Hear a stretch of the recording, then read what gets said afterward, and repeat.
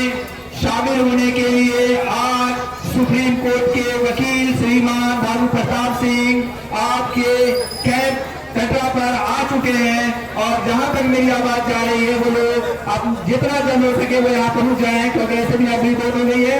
और बहुत शुक्रगुजार हैं हम लोग, बहुत शुक्रगुजार हैं कि इन दबे कुचले लोगों की आवाज बन करके जो निकले हैं पूरे देश में भानु प्रताप जी, उनको दुआएं हैं सब तरफ से, उन औरतों की तरफ से भी, उन बूढ़ी माताओं की तरफ से भी, उन बुजुर्गों की तरफ से भी जिनकी आवाज बने हैं, जिनके साथ आज कोई नहीं है, उनका साथ देने के लिए श्रीमान भानु प्रताप सिंह ने जो कमर कसी है, हम उनका बहुत शुक्रिया अदा करना चाहते हैं।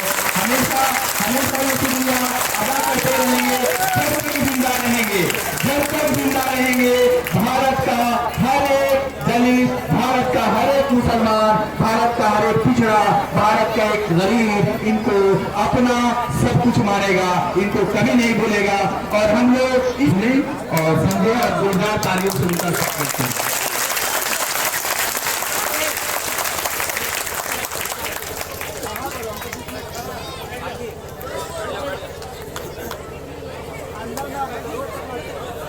बाबा साहब डॉक्टर अम्बेडकर के चरणों में नमन करते हुए आज इस आंदोलन में शामिल हुए सभी मेरी माताएं, बहनें, बच्चियां, मेरे बुजुर्ग नौजवान साथी, आप सभी को मेरा जय, नमो बुद्धाय, आदाब, सत श्री अकाल, नमस्कार। और आइए पहले जो भी टीम, जो साथी इस आंदोलन को लेकर चल रहे हैं और इतनी मजबूती से लगातार कर रहे हैं, उन सबको बहुत बहुत बधाई और धन्यवाद दो उनका। देखिए, ये जो सरकार कर रही है, ये सरकार पूरी तरह से गैर कानूनी काम कर रही है। हम शायद सहयोग उसे दे दें, हेलो, अगर काम कानूनी तो हो, गैर संवैधानिक भी है, यानी संविधान के विरोध में काम कर रही है, और गैर कानूनी भी है, कानून के विरोध में भी काम कर रही है। तो कहीं तो सही हो तो सहयोग दिया जाए ना। जब आप सब कुछ ही गलत कर रहे हो तो फिर गलत का भी अगर हमसे सहयोग की उम्मीद करते हो तो फिर हम भी गलत के भागी हुए ना, तो हम गलत के भागी क्यों होंगे? उनकी तो सत्ता चल रही है, हमें गलत के साथ देने से हमें क्या मिलेगा? हमें तो कुछ मिलने वाला नहीं। हाँ, अगर हम गलत का साथ देंगे तो हम जरूर बर्बाद हो जाएंगे, ये पक्की बात है। इसलिए सरकार गलत करे तो करे, हम गलत का साथ नहीं देंगे, बल्कि गलत का हम विरोध करेंगे, पूरी ताकत से विरोध करेंगे। सरकार गलत क्यों कर रही है, क्या गलत कर रही है, बस इसी को मैं आपको समझाऊंगा। देखिए, हमारे देश में नागरिकता देने का एक कानून है और उस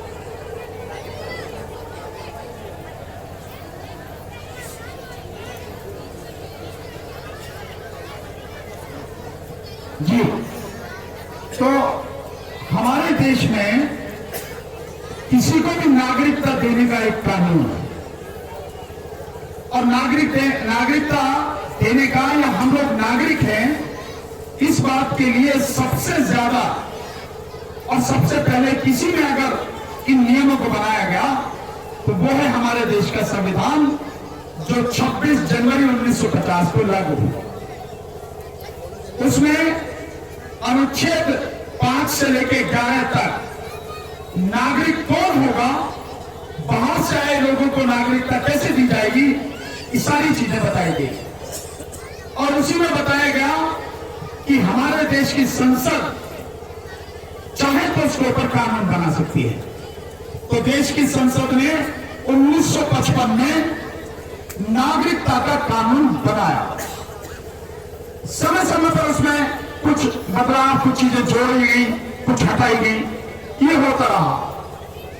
लेकिन वही एक हमारे पास कानून है जिसके तहत हमारी भी नागरिकता है और बाहर से आने वाले लोगों को भी नागरिकता मिलती है।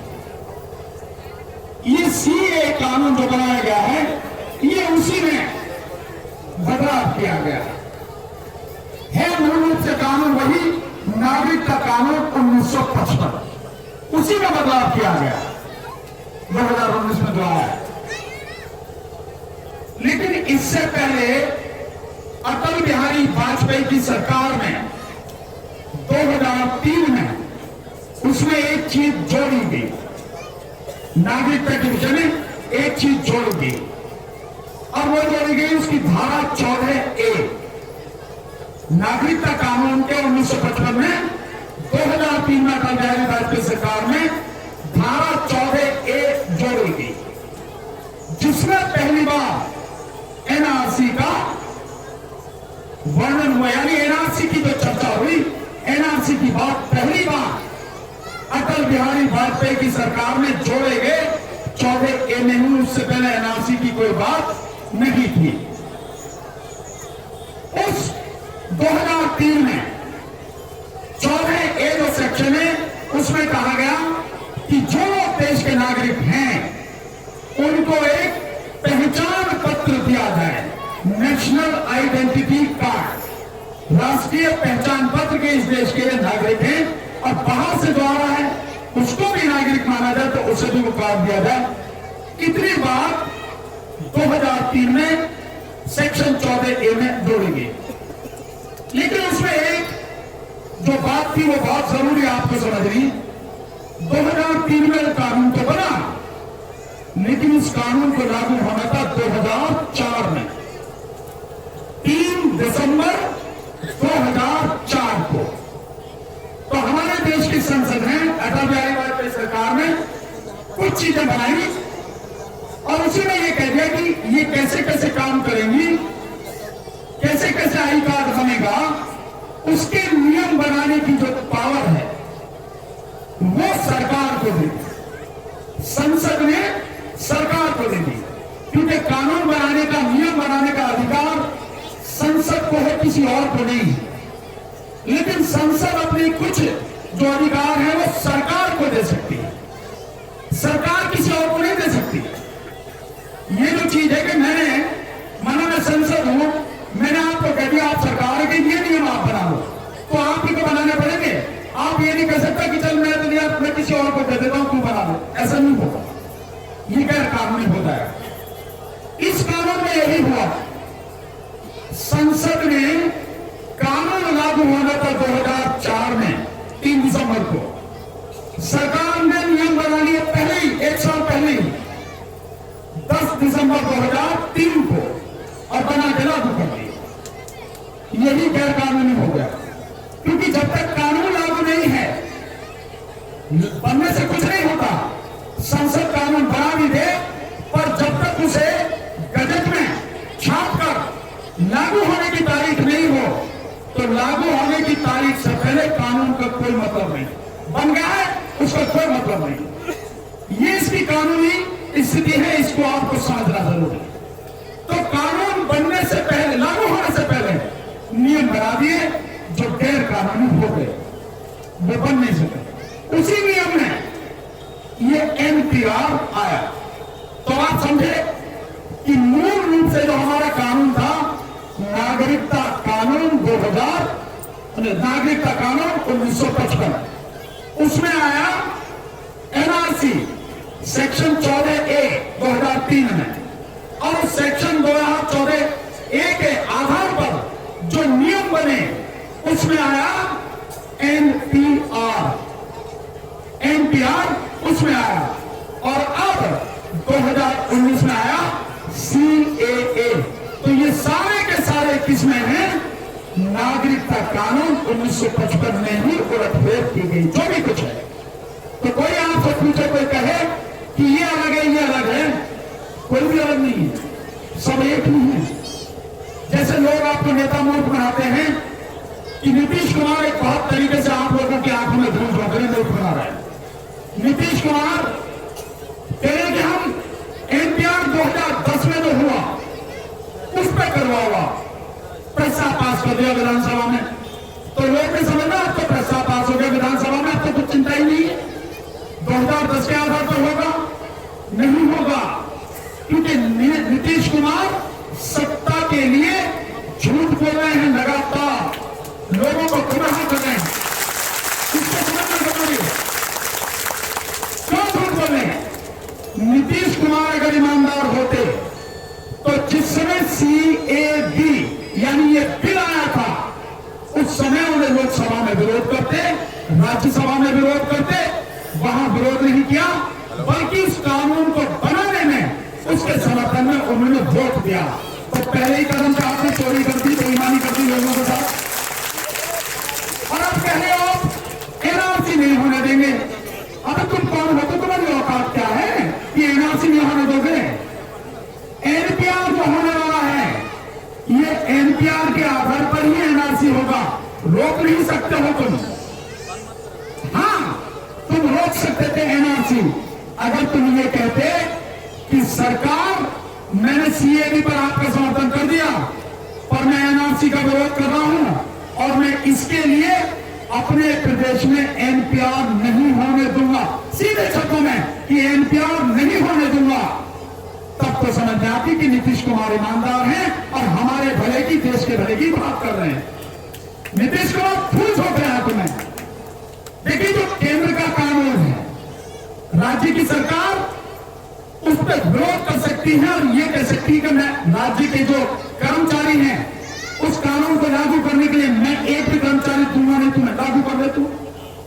भाई मैं आदमी तो मेरे हैं ना, ठीक है तुम कानून बना लो, मैं आदमी नहीं दूंगा, लागू करो।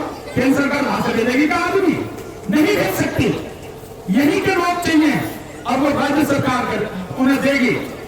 इतना तो कर सकती है, लेकिन वो कहे कि नहीं भाई आप इसमें बदलाव कर लो, जो नीतीश कुमार ने कहा है कि 2010 के हिसाब से होगा, तो प्रस्ताव भेज सकते हैं, सरकार माने ना माने ये केंद्र सरकार के ऊपर है। पर आप ये समझो कि अगर केंद्र सरकार बिहार के लिए इस बात को मान लेगी तो वो मध्य प्रदेश के लिए कैसे मना कर देगी, वो उत्तर प्रदेश के लिए कैसे मना कर देगी?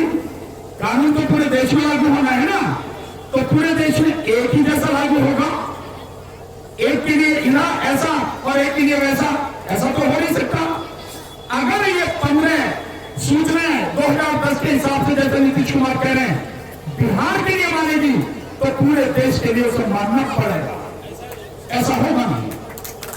क्योंकि ऐसा अगर होगा तो आप मान लीजिए कि नीतीश कुमार का कद बहुत बड़ा हो जाएगा और मोदी और अमित शाह का कद बहुत छोटा हो जाएगा, तो वो अपना कद छोटा क्यों करेंगे एक ही बात मानने के लिए? क्या मिला नीतीश कुमार से? कुछ भी नहीं है, नहीं है।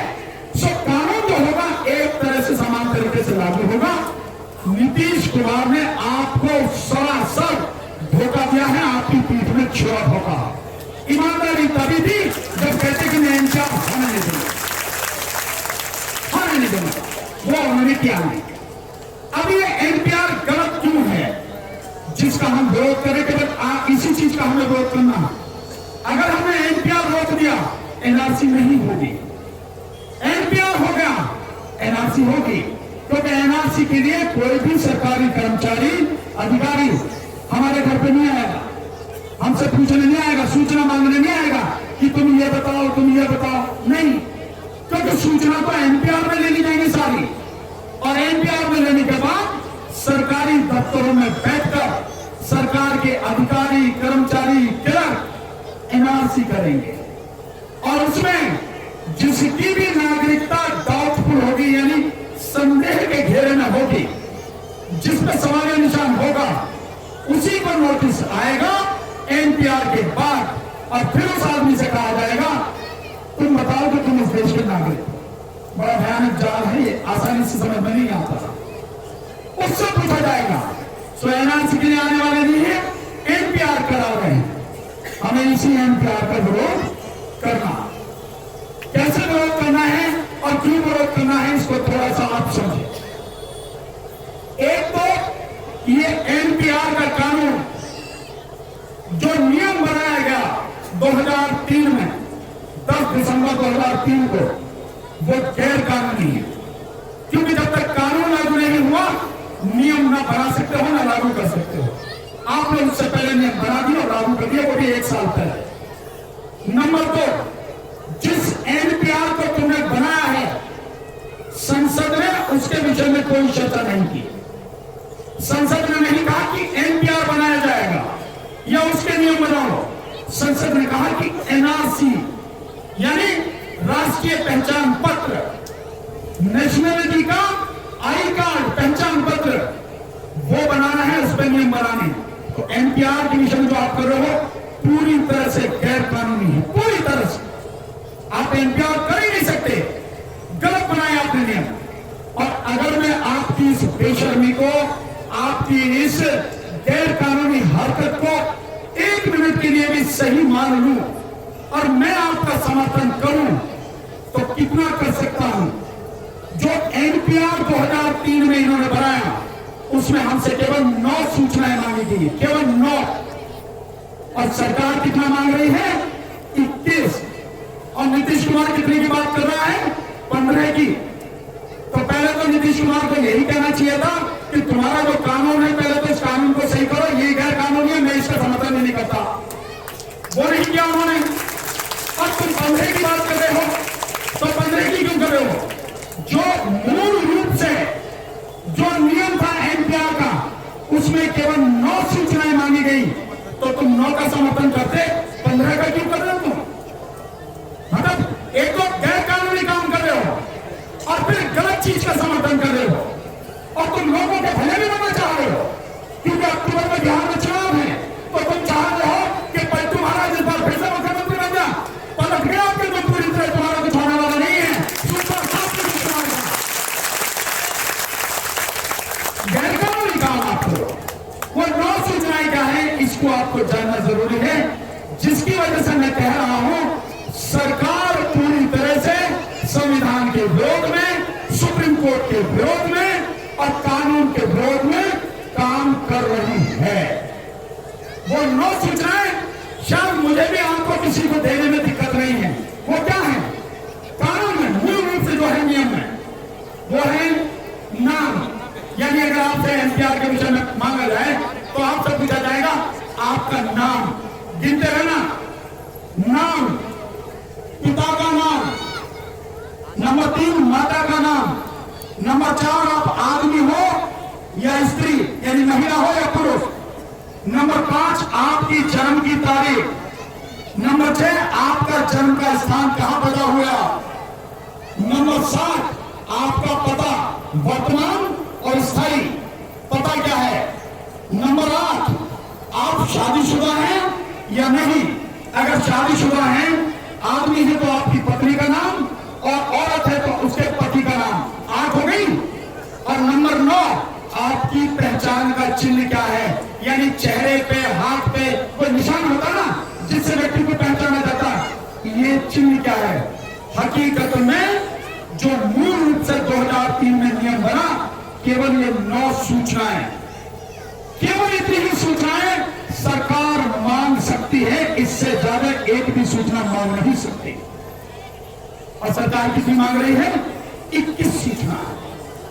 क्यों दे दोगे तुझे, होती कौन हो तुम?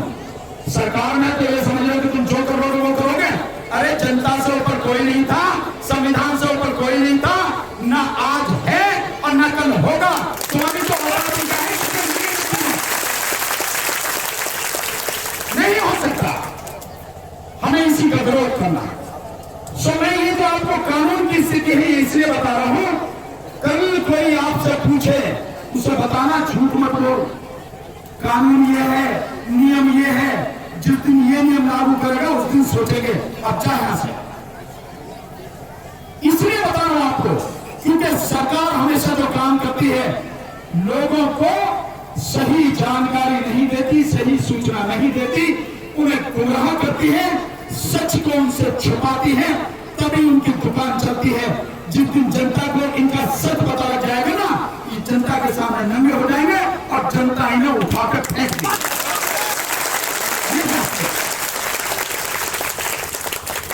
और सूचना मांग रहे 21, उन 21 सूचनाओं में क्या मांग रहे हैं इसमें आप समझने की जरूरत है। इसमें बहुत से लोग, मैं उन्हें बात ना समझ कहूंगा, विचार को मूर्ख तो नहीं कर सकता, लेकिन ना समझ है जो ये समझ रहे हैं कि इससे केवल मुसलमानों की नागरिकता जाएगी।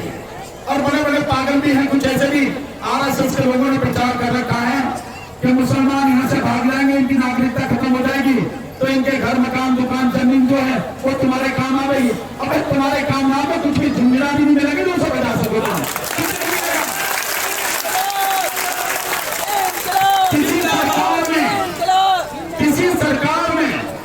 किसी चौकीदार में, तर्जुबार में इतना दम नहीं है कि मुसलमानों की नागरिकता खत्म कर दे, हो ही नहीं सकता ये जहाज है। ये मूर्ख बनाने वाली बात है, क्योंकि अनपढ़ जनता है भाई, अनपढ़ जनता उसे बेचारे को पता ही नहीं है, तो उसके सामने जो चाहो कहना मान लेती है। पर हम भी तो बता रहे हैं सही बात क्या है, और ये कानूनी बात बता रहे हैं। तो एक सवाल जिसमें मैं पूरे दावे के साथ कर सकता हूं कि हिंदुओं तक की भी नागरिकता जाएगी, और इसकी देश की जो 130 करोड़ की आबादी है, 90 करोड़ से लेके 100 करोड़ लोगों की नागरिकता जाएगी। तो मुसलमान तो 22 करोड़ ही है बस, इससे ज्यादा तो नहीं है। तो चलो मान लो मुसलमानों की चलेगी 22 करोड़ की, तो बाकी कौन है? 80 और 78 करोड़ कौन है? उनकी भी नागरिकता जाएगी ना, वो कौन है? वो मुसलमान तो नहीं ना, तो वो कौन होंगे? दलित, आदिवासी, ओबीसी, जो अपने आप को हिंदू समझ रहे हैं। अगर तुम हिंदू बदल थे नहीं, ये तो चंद जो है ना, ये ब्राह्मण बनिए छात्र, ये तुम्हारे हिंदुओं के लोग इस्तेमाल करते हैं, कभी नहीं थे। तुम उनकी नजर में शूद्र और शूद्र, ये मैं नहीं कह रहा, ये हिंदुओं के धर्म ग्रंथ, चाहे वो रामायण हो, चाहे महाभारत हो, चाहे ऋग्वेद हो, या कोई भी इनका धर्म ग्रंथ हो, यही सारे धर्म ग्रंथ आज के समय में जो SC, ST, OBC यानी कि दलित, आदिवासी और पिछड़े वर्ग के लोग हैं, ये सारे के छात्र उनके हिंदुत्व के धर्म ग्रंथ में शूद्र है, शूद्र। और शूद्र की औकात क्या है इस देश में? शूद्र की औकात है, ऊपर के जो 3 हैं, सबसे पहले ब्राह्मण, उससे नीचे क्षत्रिय और उससे नीचे बनिए, इनकी सेवा करना। बस तुम समझ रहे हिंदू? अगर तुम्हें हिंदू समझते तो तुम्हें तुम्हारा हक दे देते। आजादी के 73 साल बाद, संविधान लागू होने के 70 साल बाद अभी तुम्हें तुम्हारा हक नहीं दिया। इनसे पूछो जरा शेड्यूल कास्ट से, तुम्हारा रिजर्वेशन कौन था? मुसलमान था ना? 22% शेड्यूल कास्ट का, शेड्यूल कास्ट का रिजर्वेशन है, और अभी तक केवल 12% पूरा है। ये 10-11% रिजर्वेशन कौन था? क्योंकि मुसलमान का तो जो सरकार में भागीदारी मुश्किल से 1% है, इससे ज्यादा तो है नहीं। कौन था तुम्हारा रिजर्वेशन? 70 साल से तुम्हारा हक कौन खाता? यही खाने तीनों ऊपर के। और ओबीसी जिसकी आबादी 52% है, यानी आधी से ज्यादा, रिजर्वेशन मिला 27%, और हकीकत में आज की तारीख में रिजर्वेशन उनको मुश्किल से 10 या 12%। तो तुम्हारा रिजर्वेशन कौन खा रहा है? 15%? मुसलमान खा रहा? नहीं। कौन खा रहा? वही जो ऊपर की 3 हैं, और वो तुम्हें कहे तुम हिंदू हो। उनसे एक बार ही पूछो ना जाके, भैया पंडित जी अगर मैं हिंदू हूं, मेरा रिजर्वेशन कहां से देखो? बोल कंगे तरह का निकाल दे दोनों से। ओबीसी को भी कहना चाहिए भैया हमारे अगर तुम हो तो हमारा रिजर्वेशन तो दे दो। नहीं देंगे ना।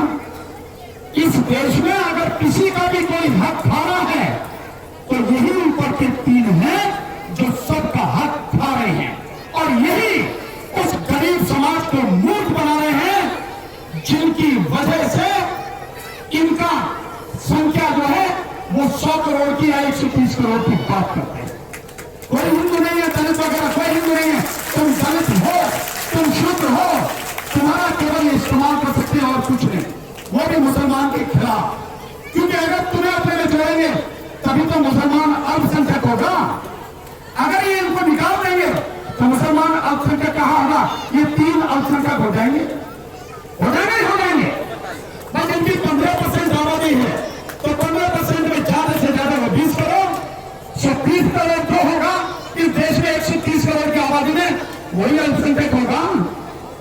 ये अल्पसंख्यक हो जाएंगे, इसीलिए लोगों को वोट बनाना। अब सिर्फ एक सवाल जिससे आप समझेंगे इसको, ये जो बाकी सूचनाएं मांगी जा रही है 21 तरह की, मैंने नौ तो आपको बता दी कि इससे ज्यादा नहीं मांग सकते। अब इसके आगे तो मांगी जा रही है, वो है आपके माता पिता कहां पैदा हुए, कितने लोगों को मालूम होगा। और इससे भी आगे आपके माता पिता की जन्म की तारीख क्या है। अकेला यही सवाल कि आपके माता पिता की जन्म की तारीख क्या है, यहां जितने भी लोग बैठे हैं ना, मैं लिख के दे सकता हूं, जितने भी हैं 80% लोगों को अपने मां बाप की जन्म की तारीख नहीं पता होगी, है ना। और जन्म की तारीख नहीं पता तो जन्म का सर्टिफिकेट कहां से लाओगे? वो तभी बार कहता कि जन्म का सर्टिफिकेट ही असली है नागरिकता का जो कागज है, और कुछ नहीं। वो अब तो नहीं मांगेगा, मना कर रहा, लेकिन जब एनआरसी करेगा बैठ के तब नोटिस आएगा, भैया अपने अब्बा का वो तो बता दो, अम्मा का, अम्मी का, मम्मी और पापा का, कि जन्म का प्रमाण पत्र कहां है। तब क्या करोगे? अब नहीं मांग रहा वो, क्योंकि मूर्ख बना रहा, वो समझ रहा भेजा उसी के पास है, हमारे पास नहीं है, ये समझ रहा हो। इसलिए सरकार के झांसे में मत आना। दिक्कत इस देश की सबसे बड़ी यह है कि इस देश का बेड़ा गर्क यहां के नेताओं ने क्या है, एमएलए, एमपी और मंत्रियों ने क्या है, प्रधानमंत्रियों ने। अगर नेता ईमानदार होते हमारा देश दुनिया में नंबर 1 होता, लेकिन नेताओं की वजह से देश का बेड़ा गर्क हो रहा है। और ये नेता लोगों को अंधकार में रख के, उन्हें अंधविश्वासी बनाए रखे, उन्हें अंधभक्त बनाए रखे, उन्हें अशिक्षित बनाए रखे, अपनी रोटियां सेकते हैं, बस इतना ही है। इसलिए ये झूठ बोल रहे हैं। झूठ 3 तरह के बोले प्रधानमंत्री, गृह मंत्री ने। एक तो बोला आपकी मर्जी है, एनपीआर में जो सूचना देना चाहो दे देना, जो नहीं देना चाहो मत देना, यही बोला ना। दूसरा उसने ये कहा कागज की जरूरत नहीं है। हाँ, कागज की जरूरत नहीं है, अब तो नहीं मांग रहा, लेकिन जब आएगा नोटिस तब तो कागज मांगेगा, मैं कहां से लाऊंगा। और तीसरा जरा ना किसी को उसमें भी नहीं लिखा जाएगा। डी का मतलब क्या है? डाउटफुल, यानी संदेह के घेरे में, भैया इसमें कुछ गड़बड़ है, ऐसे समझो आप, गड़बड़ है इसमें, जवाब दे दो इसका। किसी के कागज पर नहीं लिखा जाएगा। इसी 12 तारीख को 2 दिन पहले गृह मंत्री ने राज्यसभा में ये कहा, और गुलाम नबी आजाद ने कहा कि मंत्री जी मेरे सिवा नहीं, आप कह रहे हो डी नहीं लिखा जाएगा, हाँ मैं कह रहा हूं डी लिखा जाएगा, डी नहीं लिखा जाएगा। तो आप ये पूछो उससे, तेरे कानून में तो है कि डी लिखा जाएगा, तू कह रहा कि डी नहीं लिखा जाएगा। जब डी लिखा ही नहीं जाएगा, किसी की नागरिकता पर कोई संदेह ही नहीं है, अबे तो कहीं को करा रहा है, इनका बावड़ा हो गया क्या? अच्छा सब कुछ ठीक ही है, जब सब कुछ ठीक है तो कहीं को रहा। मतलब एक बहुत मोटी सी बात है, कोई भी आदमी पूछ सकता है, गड़बड़ है तभी तो करा रहा ना, या तेरी नियत में कोई खोट है। अब नियत में क्या खोट है मैं जानता हूं। इस देश को तुम हिंदुओं का देश बनाना चाहते हो, जो हो बने। ना तो हिंदुओं का देश कभी था, ना आज है,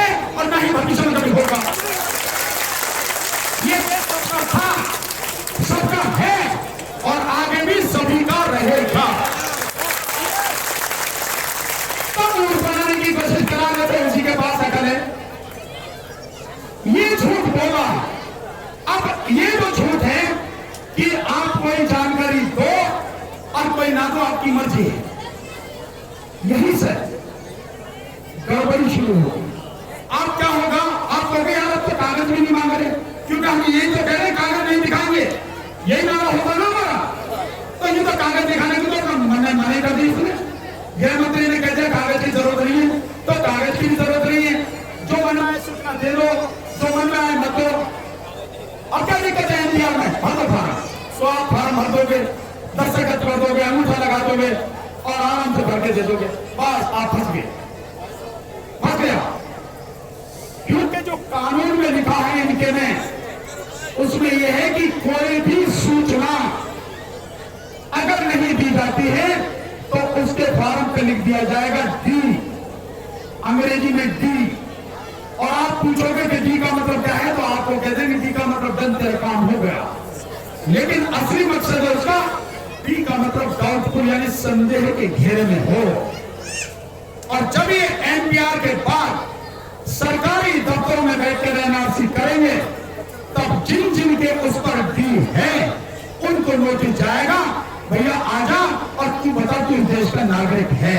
और मैंने आपको बता दिया, आप अपने माता पिता की जन्म की तारीख नहीं बता पाएंगे, इस देश की 90 से 100 करोड़ लोग नहीं बता पाएंगे, उनका सर्टिफिकेट नहीं दे पाएंगे, तो उनके डी लगना ही लगना है। तो इतने लोग एनआरसी से बाहर हो जाएंगे, नागरिक नहीं रहेंगे।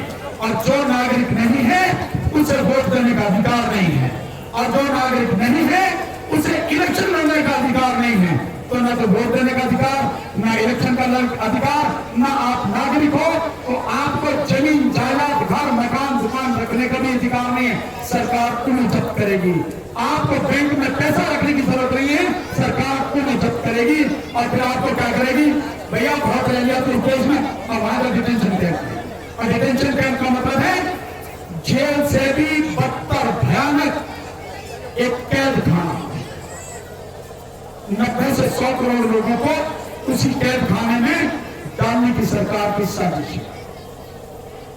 और जो सूचनाएं मांगी गई उसके बाद कागज की जरूरत नहीं है, लेकिन मेरी कोई भी बात मेरी नहीं दी जाएगी। सब चीज सरकार के सामने आ जाएगी जो सूचना सरकार मांग रही। क्या माता पिता का जन्म स्थान, माता पिता की जन्म की तारीख, अब आगे मेरा आधार कार्ड नंबर, मेरा पैन कार्ड नंबर, मेरा वोटर कार्ड नंबर, मेरा ड्राइविंग लाइसेंस नंबर, मेरा पासपोर्ट नंबर और मेरा फोन नंबर। और ये सारे आपस में जुड़े हैं, सब आपस में जुड़े हैं। मेरा फोन नंबर मेरे आधार कार्ड से जुड़ा है, मेरा आधार कार्ड मेरे पैन नंबर से जुड़ा है, मेरा पैन नंबर आधार कार्ड फोन नंबर ये मेरे बैंक के खाते से जुड़े हैं। मुझे गैस नहीं मिल सकती आधार कार्ड के बिना, मेरा रेलवे में रिजर्वेशन नहीं हो सकता आधार कार्ड के बिना, मेरे बच्चों का दाखिला नहीं हो सकता आधार कार्ड के बिना, मुझे अगर मैं फोन लेने जाऊं वो नहीं मिल सकता आधार कार्ड के बिना। अबे तो सारी चीज तो तुमने जोड़ दी। अगर एक चीज पता लग गई तो मेरी तो सारी जन्म कुंडली तुम्हें पता लग जाएगी, रह क्या जाएगा? तो मेरा अपना क्या रह गया? मैं क्या हूं? मैं एक इंसान हूं, और इंसान के नाते जो हक मुझे होने हैं, जो अधिकार मिलने हैं, वो मेरे देश के संविधान ने मुझे दे रखे हैं। और इसमें जो मेरा अपना सब कुछ है उसकी जानकारी किसी को भी नहीं होनी चाहिए। इसके लिए मुझे मेरे देश की सबसे बड़ी अदालत सुप्रीम कोर्ट सहयोग देती है, मेरा समर्थन कहती है, मेरी रक्षा करती है। और वो कहती है 24 अगस्त 2017 को सुप्रीम कोर्ट की 9 जजों की बेंच ने, संविधान पीठ ने 9 जजों की, उसने एक फैसला दिया और उस फैसले में यह कहा कि Aadhaar card number, PAN number, phone number, ये जितनी भी सूचनाएं हैं ये हर व्यक्ति की उसकी निजी सूचनाएं हैं और ये निजता का अधिकार है। कोई नहीं मांग सकता, न कोई सरकार, न केंद्र की, न राज्य की, न कोई सरकारी अधिकारी या कर्मचारी नहीं मांग सकता। और ये मुझे जो मूलभूत अधिकार, जीने के अधिकार मेरे संविधान में मिले हैं, ये उनमें आते हैं। इसलिए सरकार को कोई अधिकार नहीं है और सरकार मेरे से मांग रही है, न तू नहीं दूंगा। दे नहीं सकते की बात नहीं दूंगा, नहीं दूंगा। बिल्कुल ऐसा हिंसक हो, तू कितनी भी कहने नहीं दूंगा। तेरे बाप का नहीं है, ये मुझे मेरे संविधान ने दिया है, मेरे सुप्रीम कोर्ट ने दिया, नहीं दूंगा। तुझे जानकारी सिर्फ नहीं दूंगा जो 9 जानकारी नियम के अनुसार है, उसके अलावा नहीं दूंगा। और वो भी जब दूंगा जब केवल 9 ही जानकारी का कागज, सरकारी कागज लेके आवेगा, सरकार का ठप्पा लगा के, उससे पहले उसे भी नहीं दूंगा। कभी यही सोच रहा, क्योंकि सरकार बहका सकती है, झूठ बोल सकती है। अच्छा कोई बात नहीं, तुम 9 देना चाहते हो, 9 ही दे दो, तो बाकी तो खाली रह गई ना। और जो खाली रह गए, मैंने बता दिया, वो आएंगे संदेह के घेरे में, और फिर तुम्हारी बाकी जिंदगी लाइन में रख के अपनी नागरिकता सिद्ध करने में निकल जाएगी। तो कहे नहीं कुछ नहीं, तो जो भी एनपीआर के लिए 1 अप्रैल से आपके घर में आएगा, बड़े प्यार से उसे सलाम करो, नमस्कार करो, जय भीम करो, आदाब करो, सत श्री अकाल करो, है ना। आप उसे घर में बिठा के पानी पिलाओ, चाय पिलाओ, बिस्कुट और नमकीन खिलाओ। और जब वो पूछेगा भैया आप उसमें बता दो घर में कितने बच्चे हैं, क्या क्या करते हैं, कौन कौन है, उम्र क्या है, कौन नंबर क्या, तो मौनी बाबा बन जाओ, मौन रहता। भैया मैं तो बोलता नहीं, आज मेरा मौन रहता। कुछ जानकारी देनी नहीं है, कुछ भी जानकारी देनी नहीं है। सरकार कितना भी कोशिश कर ले, मुंह ही नहीं खोलना है। इतने समझाने के बाद भी अगर कोई व्यक्ति जानकारी देगा या अंगूठा लगाएगा या साइन करेगा, कोई नहीं बचा पाएगा। इस धरती पर तुम्हें बचाने वाला कोई नहीं है। उस व्यक्ति की नागरिकता खत्म होगी ही होगी। तो फैसला तुम्हारे हाथ में। और आपको एक और बढ़िया बात है, कोरोना हो रहा ना, कोरोना, तो अब तो कोई भी सरकारी कर्मचारी अधिकारी आवे, उसे घर में भी मतलब घुसने देना, भैया भाई खड़ा करवा लो।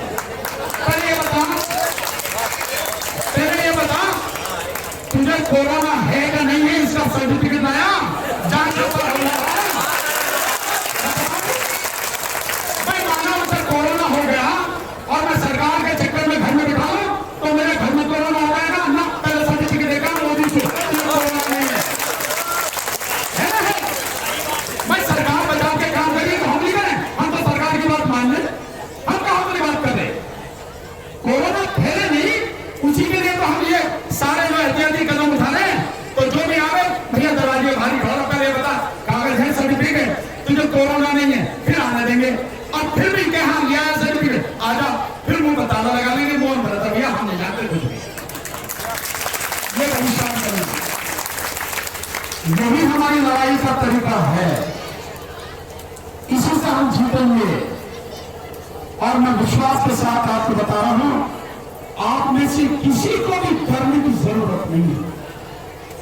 अमीर हो, गरीब हो, इस जाति का हो, उस जाति का हो, इस धर्म का हो, उस धर्म का हो, छोटा हो, बड़ा हो, बच्चा हो, जवान हो, बूढ़ा हो, कोई तुमसे तुम्हारी नागरिकता नहीं छीन सकता। तुम इस देश के नागरिक थे, इस देश के नागरिक हो और हमेशा इस देश के नागरिक हो।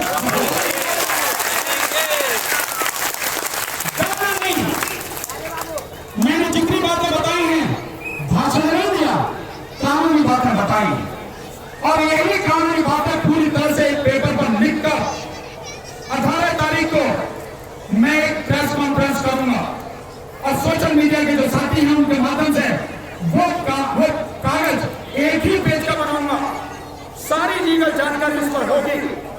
और उस कागज को आप सारे के सारे लोग, सबके सब लोग, वो सब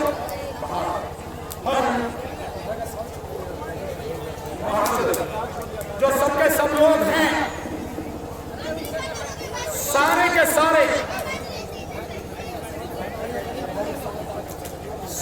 सारे लोग उसको डाउनलोड कर लेना और उसकी फोटो कॉपी करा के अपने पास रखना और पढ़ लेना, समझ लेना। और जो भी एनपीआर के लिए आए, जैसे मैं बताया है, इसी तरह से उससे पूछना, घबराना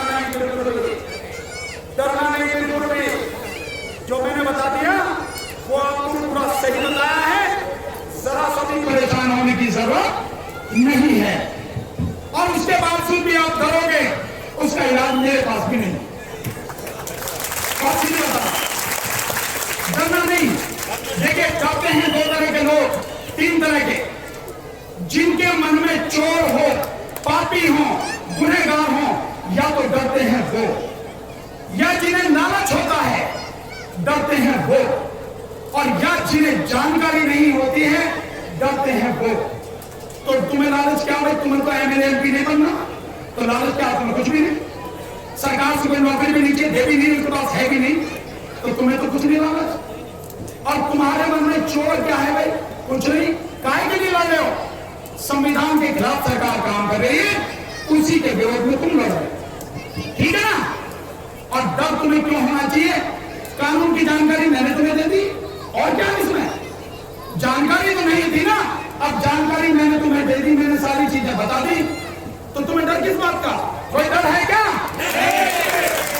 ये नहीं बोले दरवाजे लगता है इन्हें डर है, बताओ